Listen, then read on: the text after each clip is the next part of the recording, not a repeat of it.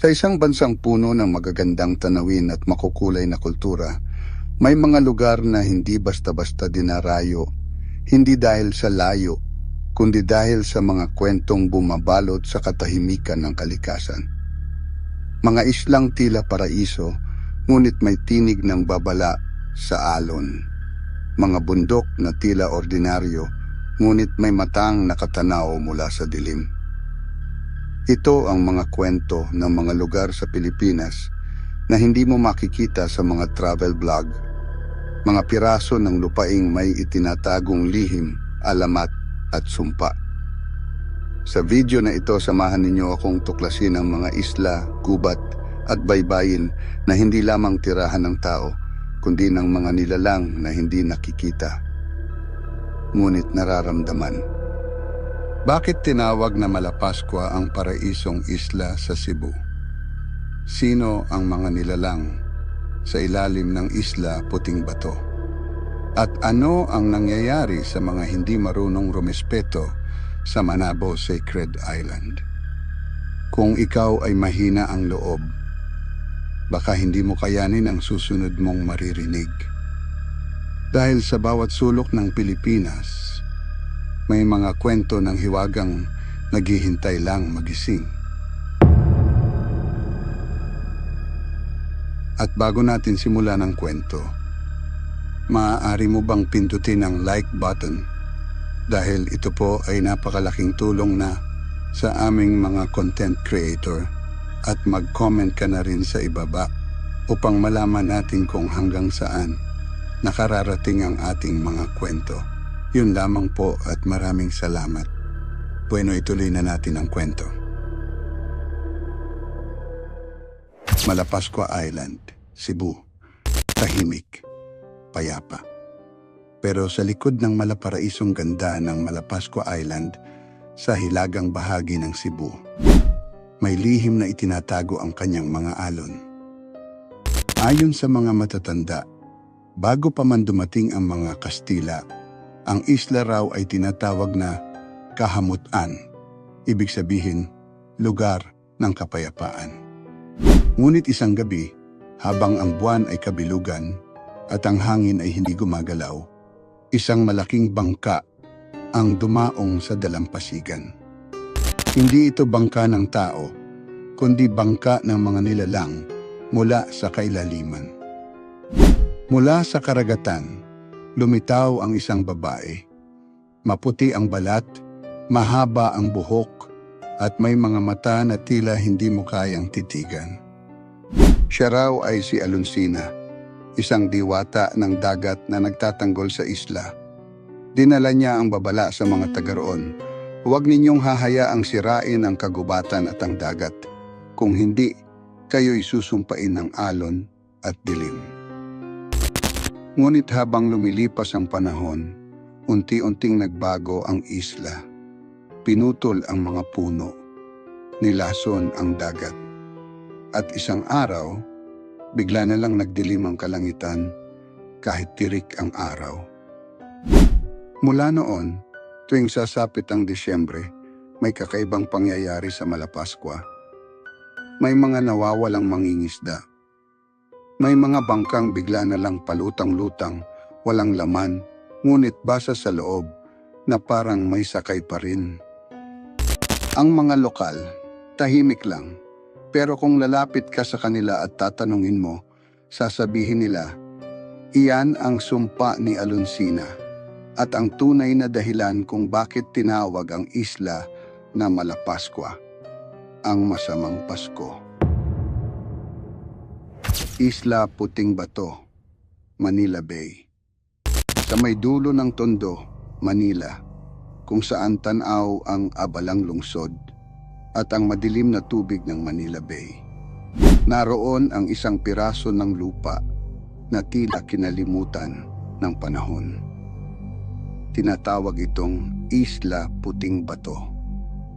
Isang isla na ayon sa alamat ay hindi talaga bahagi ng mundo ng tao sapagkat sa ilalim ng puting batong nakausli sa dagat, may pintuan daw patungo sa isang mundo ng mga nilalang na hindi nakikita ng karaniwang mata.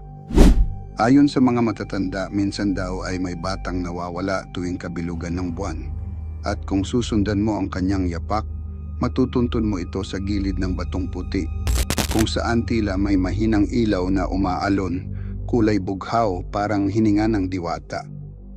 Sinasabing ito ang pintuan ng mga tagabantay ng tubig. Mga nilalang na mukhang tao, ngunit may balat na parang perlas at matang parang alon ng dagat. Ang sino mang makakita sa kanila ay hindi na muling makababalik. Maliban na lang kung may dalang alay na asin, luya at hibla ng sariling buhok. May isa raw mangingisdang tumira sa isla, si Mang Pedring. Isang gabi, narinig niyang may humihikbi malapit sa bato. Paglapit niya, isang batang babae ang nakita niya. Nakaputi, nakayuko at may mahaba at basang buhok. Tinanong niya ito, "Bakit ka umiiyak?" Ngunit ang sagot ng bata ay bulong lamang, "Pakawalan mo ako bago pa sila dumating." Kinabukasan, natagpuan na lang si Mang Pedring sa tabing dagat, nakahandusay, basa, at sa kanyang kamay, isang puting hibla ng buhok. Hanggang ngayon sinasabing kapag madilim ang gabi at wala kang kasama, huwag kang lalapit sa Isla Puting Bato.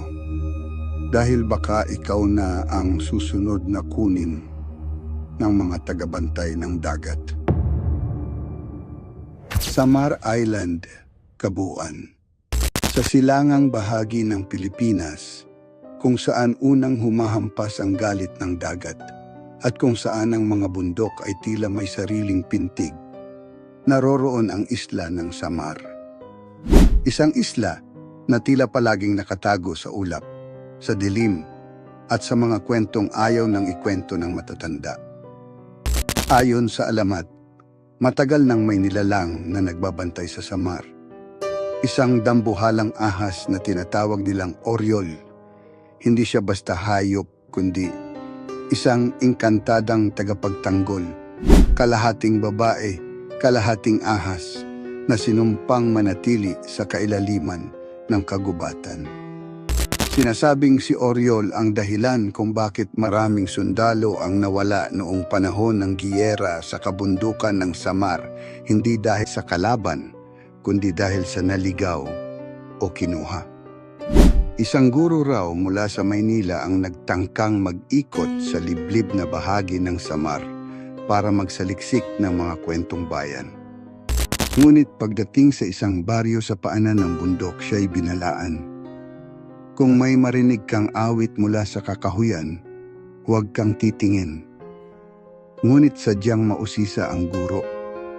Gabi ng ikalawang araw niya sa baryo, narinig niya ang tinig. Isang awit, malamig, masakit sa tainga, ngunit hindi mo kayang hindi sundan.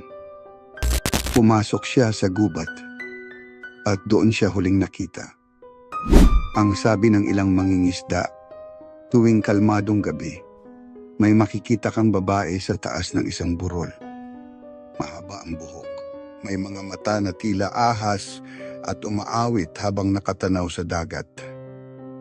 At sa himig niyang yon, natutulog ang buong Samar sa ilalim ng isang misteryong kailan may hindi tuluyang masusumpungan.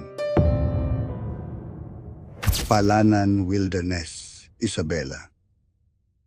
Sa puso ng Sierra Madre, sa lalawigan ng Isabela, naroon ang isang lugar na bihirang marating ng tao, ang Palanan Wilderness. Isang malawak na kagubatan na hindi basta-basta mapasok. Sabi nga ng matatanda, kung hindi ka tatanggapin ng gubat, hindi ka nalalabas. Ayon sa alamat, may mga nilalang na naninirahan sa loob ng kagubatan, mga bantay, mga engkantong matagal nang nagbabantay sa lihim ng bundok. Isa sa kanila ay kilala bilang Kaligkig, isang matandang duwende na may kapangyarihang paikutin ang direksyon ng landas. Isang hakbang mo lang at wala ka na sa parehong daan. Noong dekada 60, may grupo raw ng sundalo ang ipinadala sa Palanan para maghanap ng rebelde. Hindi na sila muling nakita. Ang natagpuan lang ay ang kanilang mga baril, nakatayo sa lupa, at isang punong may mga nakaukit na mata, nakatitig. Ngunit ang pinakakilalang kwento ay tungkol sa isang batang Aeta na nawawala sa loob ng kagubatan. Isang linggo na raw itong hinahanap hanggang sa isang matandang babae ang lumapit sa kampo ng mga rescuer. "Bakit kayo naghahanap?" tanong niya. Ang bata'y kasama na ng mga ninuno sa ilalim ng lupa. Paglingon ng mga tao, wala na ang matanda. Ang iniwan lang niya ay isang dahon na may nakaukit na mukha ng bata. Hanggang ngayon, sinasabing sa gitna ng Palanan Wilderness, may mga daang hindi iginuhit ng tao. At kung ikaw ay mapunta roon, huwag kang lilingon kapag may tumawag sa iyong pangalan. Dahil baka hindi na ikaw ang lalabas. Manabo Sacred Island, Agusan Marsh. Sa gitna ng malawak na Agusan Marsh, kung saan ang tubig ay parang salamin ng langit at ang katahimikan ay parang dasal, may isang maliit na isla, ang Manabo Sacred Island. Hindi ito basta isla. Sinasabing ito raw ang pinili ng mga diwata at espiritu ng kalikasan bilang banal na tahanan. Ayon sa mga lumad, walang sino mang dayuhan ang pwedeng tumapak dito nang walang pahintulot. Sapagkat ang lupa sa Manabo ay hindi lamang lupa, ito ay buhay. At ang bawat punong naroon ay may mata. Ang bawat ugat may alaala. Isang araw, dumating ang isang grupo ng mananaliksik. Ipinilit nilang marating ang isla, dala ang makabagong kagamitan at kamera. Binalaan sila ng mga lokal. Kapag kayo'y pumasok ng walang paggalang, ang tubig mismo ang lalaban sa inyo. Ngunit hindi sila nakinig. Habang papalapit sila sa isla, dumilim ang langit. Ang mga ibon ay biglang nagsilisan at ang bangka nilang sinasakyan biglang tumigil, parang may humawak mula sa ilalim.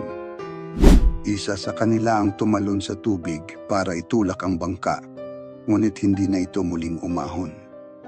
Pagbalik ng grupo, nagsalita ang pinakamatandang lumad.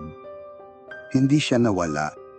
Kinuha siya ng espiritong nagbabantay sa Manabo upang magturo ng respeto sa mga darating pa. Simula noon, tuwing gabi ng kabilugan ng buwan, may nakikitang liwanag sa gitna ng Manabo Island. Parang ilaw ng gasera, gumagalaw, pero walang tao. At ang mga naririnig ay hindi hayop, hindi tao, kundi mga tinig na tila nananaghoy o nananalangin. Huwag basta pumunta sa Manabo Sacred Island. Dahil ang hindi marunong rumespeto sa sagrado, hindi binibigyan ng daan pa uwi. Cagbalete Island, Quezon. Sa bayan ng Mauban sa Quezon, may isang isla na dinarayo ng turista dahil sa malawak na sandbars at malakristal na tubig, ang Cagbalete Island. Ngunit ang hindi alam ng karamihan, may bahagi ng isla na hindi dapat tinatapakan. At may oras sa hapon na hindi ka dapat naglalakad ng mag-isa. Ayon sa matatanda, noon pa man, ang Cagbalete ay tahanan ng isang nilalang na tinatawag nilang Magindara, isang sirena ng lupa't tubig, tagapangalaga ng hangganan sa pagitan ng mundo ng tao at mundo ng espiritu. Sa gitna ng isla, may isang kuweba na nababalutan ng ugat at lumot.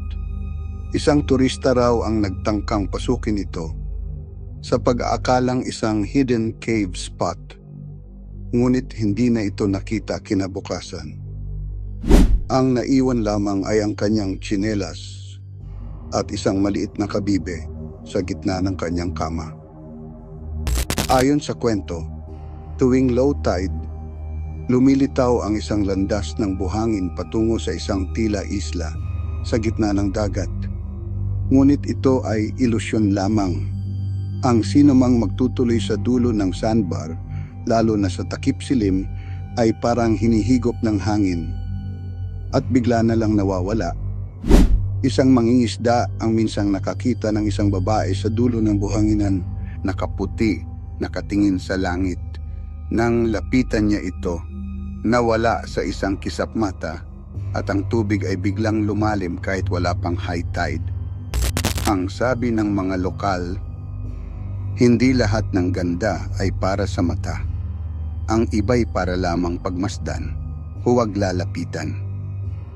Kaya kung mapapadpad ka sa Cagbalete Island, tandaan, may mga yapak sa buhangin na hindi gawa ng tao. At may tinig sa tubig na hindi mo dapat sagutin. Simala Island, Cebu.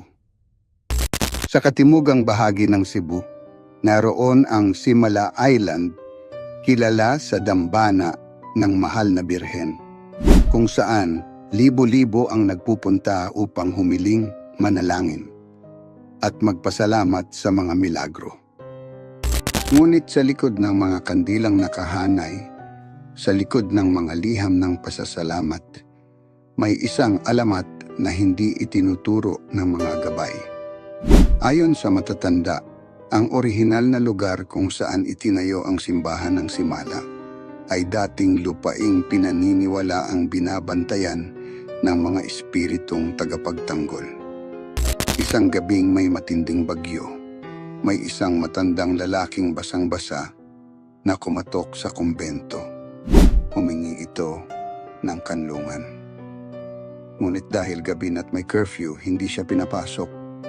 Kinabukasan, natagpuan ng mga madre ang harapan ng simbahan na puno ng putik at sa gitna nito, isang pares ng yapak na basa na patungo sa altar. Ngunit walang nakitang tao. Simula noon, may mga debotong nagsasabing nakakita sila ng isang matandang lalaki sa gilid ng simbahan, nakaupo at nakayuko, pero biglang nawawala kapag nilapitan. Ang iba na may nakakarinig ng mga yabag tuwing hating gabi, dumaraan sa gitna ng mga kandila na hindi naman nauuga. Sinasabi ng alamat na ang lalaking iyon ay isang bantay, isang nilalang mula sa sinaunang panahon na nagbabantay sa banal at sagrado. At kung sino mang may masamang hangarin ang aapak sa lupa ng Simala, ay pinaparamdamang hindi siya dapat manatili. Isang deboto ang minsang nahimatay habang naglalakad sa loob ng simbahan. Pagkagising niya, iisa lang ang kanyang nasabi, may mga mata sa bubong at sila'y nagbabantay. Kaya kung bibisita ka sa Simala Island, itaas ang iyong panalangin. At kung makasalubong ka ng matandang lalaki, ngumiti. Baka siya ang dahilan kung bakit ligtas ka pa. Sa likod ng bawat alamat at kwentong kababalaghan, may paalala sa ating lahat. Ang kalikasan ay may alaala, may damdamin, at may kakayahang gumanti.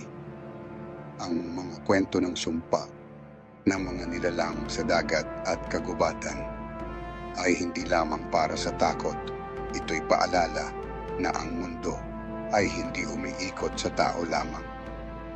Sa paggalang sa kalikasan, sa mga paniniwala ng ating mga ninuno at sa mga kwento ng kahapon, makakahanap tayo ng mas malalim na koneksyon sa ating pagka-Pilipino. Bakit mahalagang pakinggan at ipasa ang mga alamat at kwentong kababalaghan ng ating mga bayan kahit pa sabihing ito'y katang-isip lamang? Dahil ang mga kwentong ito ang nagsisilbing tulay natin sa nakaraan. Ito ang paraan ng ating mga ninuno upang turuan tayo ng paggalang, takot sa kasamaan at pagmamahal sa kalikasan at komunidad. Hindi man lahat ay literal, pero ang aral na dala nila ay totoo, malalim at buhay na buhay hanggang ngayon.